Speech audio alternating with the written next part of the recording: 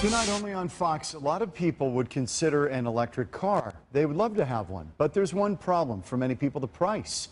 For many buyers, a $70,000 car is more than they can simply afford to pay. Enter the Chevy Bolt. It's an electric car that many people can actually afford.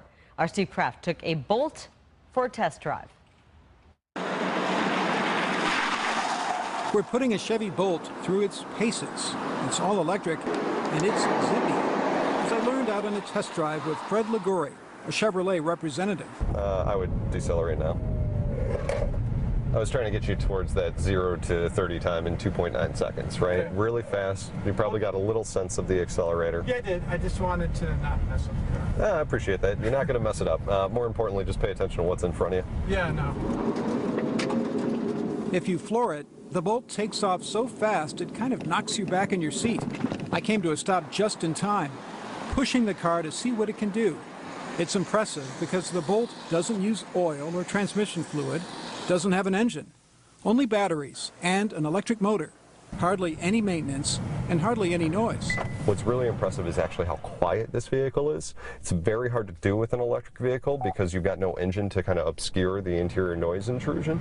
So sound deadening material, use of creative engineering to keep this vehicle as quiet and isolated as you can is really impressive. Okay, so let's talk dollars and cents. What does this Chevy Bolt cost? Well, the MSRP, the manufacturer's suggested retail price is, wait for it, $37,495, but there's a $7,500 federal tax credit. The Bolt has a range of 238 miles, fully charged.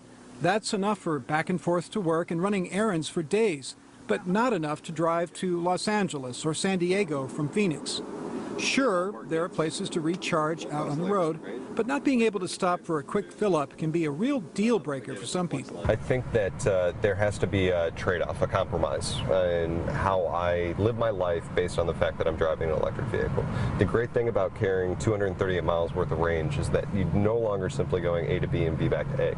You can do A to B to C to D, and from home to work, to pick up the kids from practice, to run to the grocery store, all the things that you need to do, and you can do it day after day before thinking about having to recharge. With an electric car, you never have to worry about the price of gas, because it doesn't use any, ever.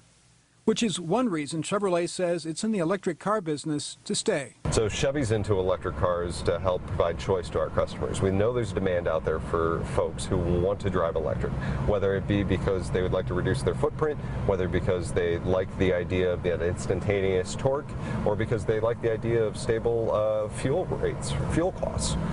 You know, it's one of the great things about electricity. It generally stays very even on per kilowatt hour costs. So for all those reasons, we know that this is a growing segment and one that people are interested in. In Phoenix, Steve Kraft, Fox 10 News. And as many of you know, Tesla is also making a moderately priced electric car with a range of over 200 miles. That model, the Model 3, comes with a sticker price in the mid $30,000 range and then a $7,500 tax credit. But it will take some time for the vehicle to become available to many buyers.